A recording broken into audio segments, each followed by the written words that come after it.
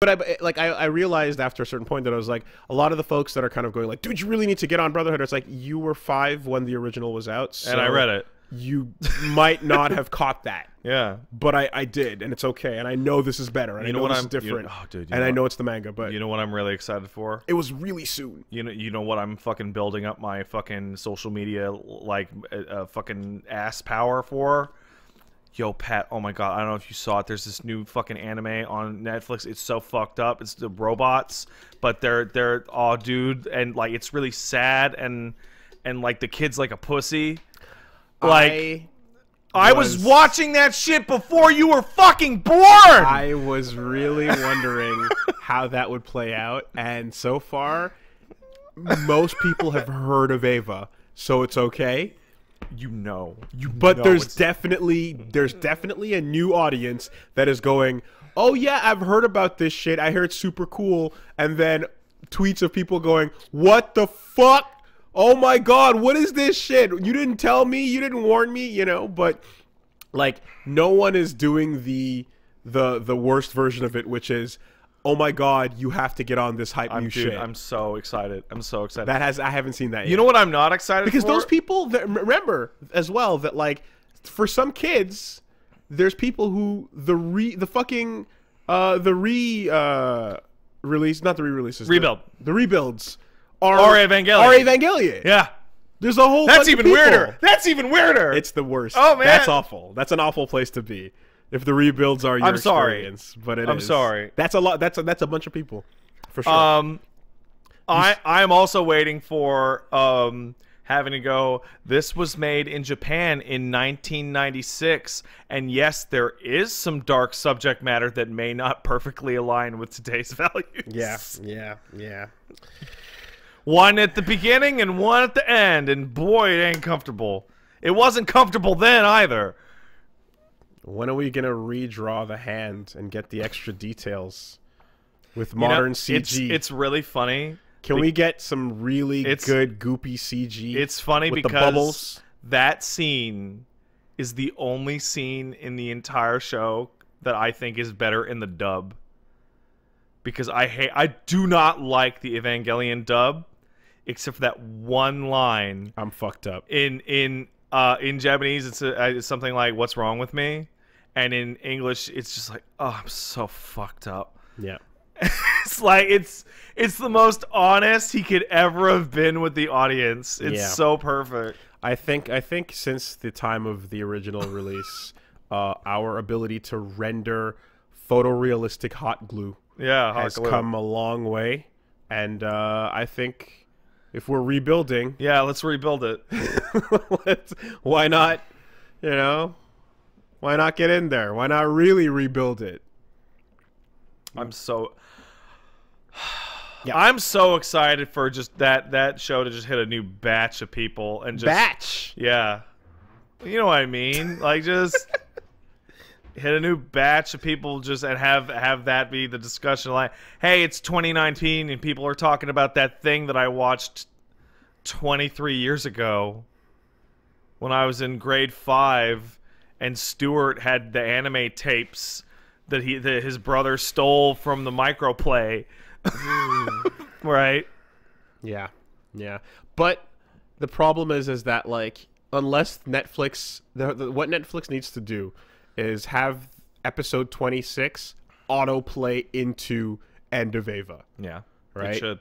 That's the proper way to do it. It should not, and it should explicitly not play into Death and Rebirth. Skip Death and Rebirth. Death and Rebirth is an explicit half step that was released in theaters for a very bizarre series of financial and production reasons. It would also make everybody stop watching and never get to the real ending. Yeah, never, because it sucks. So, you know, without being told to skip Death and Rebirth, you might not do that, and then you have a bad experience. You ever seen the fucking End of Evangelion fucking Japanese theater cut? Yeah. It's fucking wild, isn't it? Oh, yeah. It's so fucking weird. And cut to fucking black. No wrap up, no anything. No. The End of Ava one, not Death and Rebirth. No, I know. It cuts to black. Oh, wait, which one am I thinking of?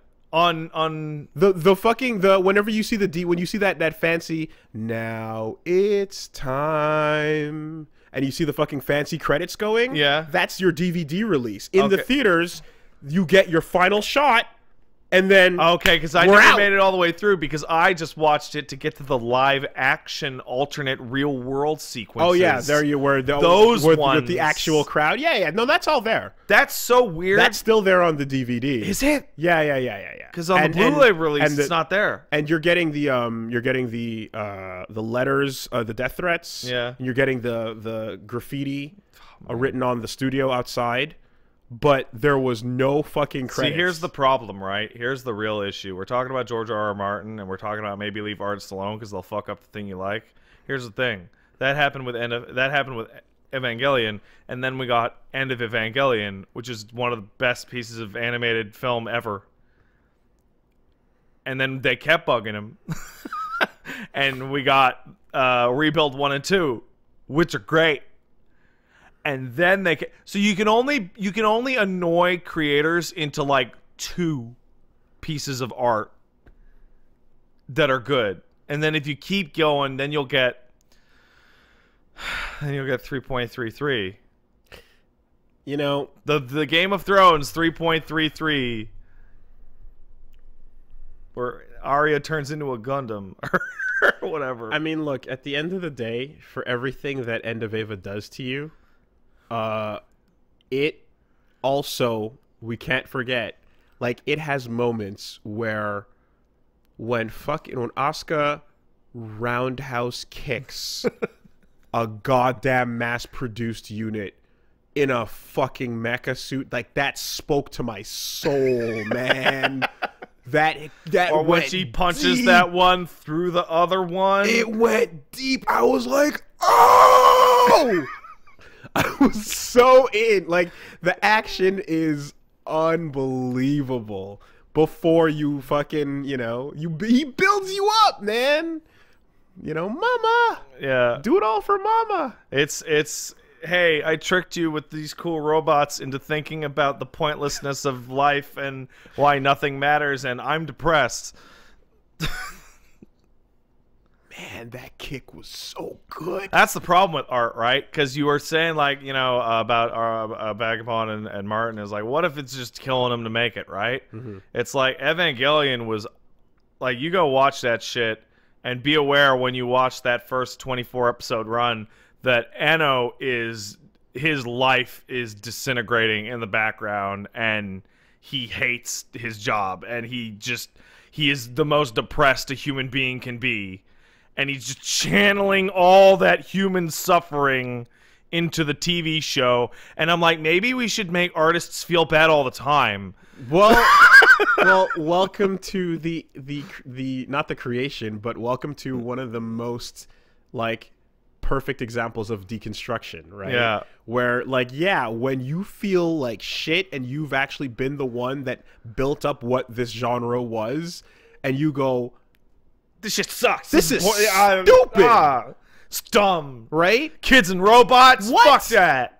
A fucking 14... What is an actual 14-year-old? Not a 14-year-old with cut, ripped abs and a deep voice, right? Like, not that kind of 14-year-old. Let's get a real one. No, man, I was 14 once. I was a pussy. Right. I thought that girl was hot. I went to go say hi, and this came out.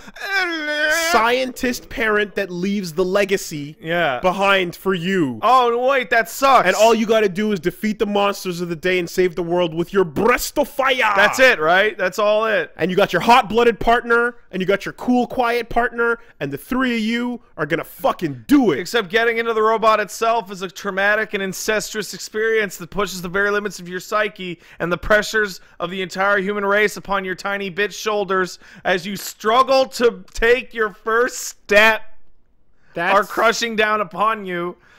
That's not very manly. No. My burning soul is not filled with vigor and youthful flame. I don't know if I can get into the robot. Well, if you don't get into the robot, I'm going to take this girl whose arms and legs are fucking falling off and jam her into the robot, bitch. So get in the robot. My youthful soul is filled with bitch. There is bitch in my heart. What now? Well, that class that you love going to, and all your friends and family and all the cool kids in school, the high school adventures you want to have. Yeah. Fuck those kids. I really feel like there's a part in Evangelion that we never got to see where Shinji's like, I don't want to get in the robot, and Ikari's like, I'm just gonna start disappearing people you know until you get into the robot. You're like, hey, class rep, she's pretty cool. Gone. I don't know where she is. She's gone. Get in the robot. Because Gendo's that kind of guy. At all costs, man. Yeah. Wait, so Monster of the Week, we just gotta shoot it with the thing and then it blows up, right? Yeah. Cool. Yeah. It's not gonna shatter awful planet annihilating.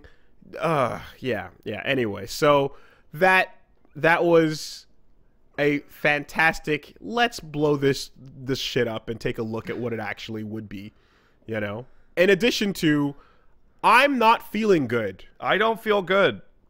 In fact, I feel bad. Also, we screwed up the money and we're broke by the time we get to episode 19. Take a look at this elevator. I think the elevator scene is like the greatest scene in anime ever. I absolutely adore it. It is my favorite. Okay, so you can be describing one of three things. I'm talking about Asuka and Rei in the elevator that has 0 animation. Yes, okay. For multiple minutes. There you go. Because I think it is, like, I know that it's because they're broke. Mm-hmm. In the extraordinarily fancy, expensive one, they add like Asuka moving her hair over like once. Mm-hmm. It's like, I have been in that elevator. Mm-hmm. You have been in that elevator. It's the worst thing in the world, and it's this dead silent with just the it's so good. There's another elevator, and that's your brief glimpse into what's happening in the real world while Shinji's in his head. And that's not a happy elevator. No. And you're like, what was that? Nothing. That was nothing. Don't worry about that. I'm working out my shit up here. I'm in here. But that was no. You didn't see that. Yeah, and you want to talk about static? You like, I want to say 45 seconds, but it might even be longer. It's much longer. Of the hand holding. Yeah, it's really Kaoru. long. It's minutes. It feels like anyway. Holding Kaoru. Like, and then you start to feel like Kaoru, and you're like, well, when is he gonna do it? Is he gonna do it? You should watch Neon Genesis Evangelion. One of the worst titles ever. Yeah. Yeah. Like if you could, like, I know you were clearly going for evangelize, like, and it's like new and it's literally neon on some part. It's like new biblical, yeah, you know, whatever, new thesis, makes new no theology. sense at all. The title is complete nonsense. Neon and Neo are not the same thing. No, but you get it because it's neon. Like, yeah, it could have been called Cruel Angel's Thesis. It should have been. Oh, that would. Oh, that's the thing. And the song should have been called Neon Genesis Evangelion, and that would make it a lot weirder. Yeah, you know, hot take. Yeah, no, you're completely right. Hot take, but the show should have been called Cruel Angel's Thesis. Absolutely, 100%. You're completely right. You think that was a mistake they made? When it's not, think that was like a typo. I mean, fuck, man. So when you come in, when your goddamn intro names are rivaling the quality of the actual name of the part of the episode or the series itself, can we please give a shout outs to Trader's Requiem? Trader's Requiem for Okar.